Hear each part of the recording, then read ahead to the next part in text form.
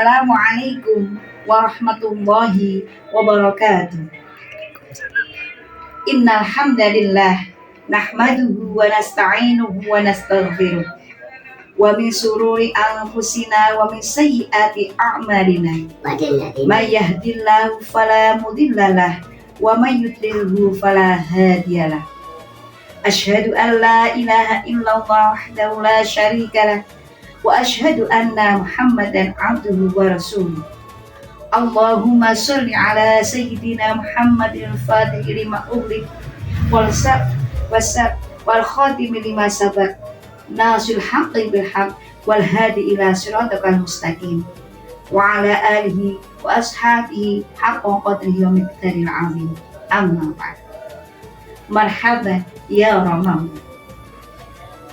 Puji syukur kehadirat Allah Subhanahu wa taala yang telah memberikan kita nikmat, rahmat, sehingga kita masih diberi kesempatan umur panjang, kesehatan, bisa menemui kembali bulan yang sangat mulia, bulan yang penuh keberkahan, yakni bulan suci Ramadan. Sahabat rahimakumullah, kenapa bulan suci Ramadan dikatakan bulan yang penuh keberkahan dan kemuliaan? Karena dalam bulan suci Ramadan ada 3 fase. Fase yang pertama, tanggal 1 sampai tanggal 10 dalam bulan Ramadan adalah rahmatnya Allah Subhanahu wa taala. Yang kedua, tanggal 10 sampai tanggal 10 yang kedua adalah maghfirah atau ampunan Allah Subhanahu wa taala. Dan 10 yang terakhir yang mana lebih sering kita kenal, yaitu menghadapi Lailatul Qadar, adalah aikum nanar atau pembebasan dari api neraka. Sahabat rahimakumullah, untuk itulah mari kita gunakan bulan suci Ramadan ini sebagai sarana, sebagai alat untuk kita muhasabah diri kita sendiri, sebagai alat atau sebagai sarana kita mencari ampunan atau maghfirah Allah Subhanahu wa taala.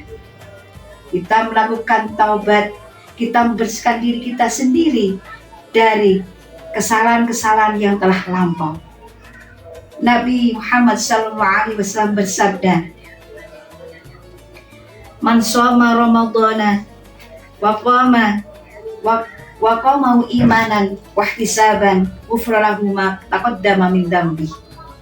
Barang siapa berpuasa bulan Ramadan dan menghidupkan malamnya bulan Ramadan, atau bisa dikatakan melaksanakan sholat tarawih atau sholat sunnah yang lain, baik itu ibadah sunnah seperti baca Al-Quran dan lain sebagainya, dengan iman dan mengharap ridhonya Allah Subhanahu wa taala, maka diampuni dosa-dosanya, bahkan dosa sebelumnya.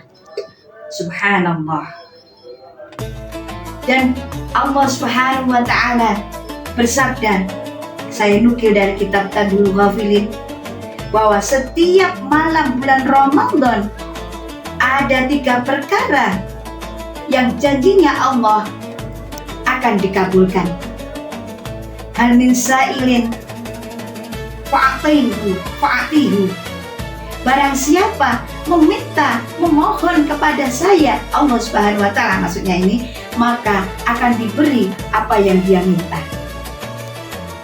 Yang kedua, barang hal minta ibin fa'atubu alaihi. Barang siapa bertaubat, taubat yang taubat sungguh-sungguhnya, maka Allah akan mengampuni taubatnya tersebut. Dan yang ketiga, hal min mustaghfirin wa ghufralah. Barang siapa mau mohon ampun pada Allah Subhanahu wa taala, niscaya orang tersebut akan diampuni dosanya. Hadirin sahabat rahimakumullah, ada sebuah cerita yang bisa kita ambil suri tauladan. Saya ambil dari kitab Riyadhun Shalihin. Ada seorang pemuda di dalam kitab tersebut, namanya adalah Muhammad. Pemuda tersebut sama sekali tidak pernah melakukan sholat, tidak pernah melakukan ibadah. Tetapi ketika datangnya bulan suci Ramadan, dia mandi, ganti pakaian yang paling bagus, memakai wangi-wangian. Kemudian dia berangkat ke mushola melaksanakan sholat jamaah. Bukan itu saja, dia juga melaksanakan sholat qadha, yang mana sholat sudah ditinggalkan beberapa waktu yang lalu, qadha'i semuanya. Temannya heran dan bertanya kepada Muhammad, lima taf'al, apa yang kamu kerjakan wahai Muhammad?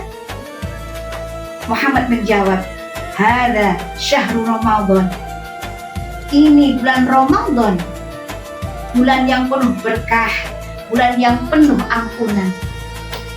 Asallah, siapa tahu, saya berharap ayat tajawaza anni bifadlihi, Allah mengampuni segala kesalahan saya dengan keagungan dan kemurahannya Allah Subhanahu wa Ta'ala. Bagaimana kita tersebut?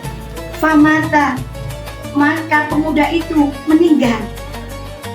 Dan setelah meninggal, farwiya fil manami, temannya itu bermimpi, didatanginya dalam mimpinya, seolah-olah Muhammad diampuni oleh Allah, ditempatkan oleh Allah di surganya Allah. Maha benar Allah, subhanallah. Itulah keutamaan bulan Ramadan. Marilah kita gunakan bulan suci Ramadan ini untuk bertaubat, mendekatkan diri kepada Allah Subhanahu wa Ta'ala.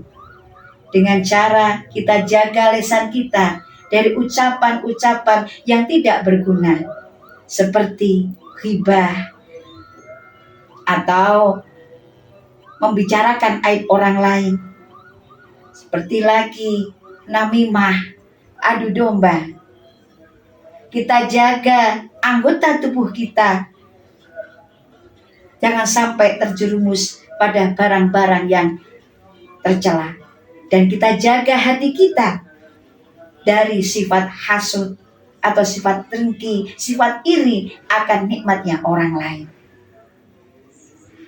Sahabat rahimakumullah, demikian sedikit uraian yang dapat saya sampaikan. Semoga bermanfaat. Terima kasih atas segala perhatian. Mohon maaf atas segala kesalahan. Usikum wa nafsikum bittaqullah. Wassalamualaikum warahmatullahi wabarakatuh.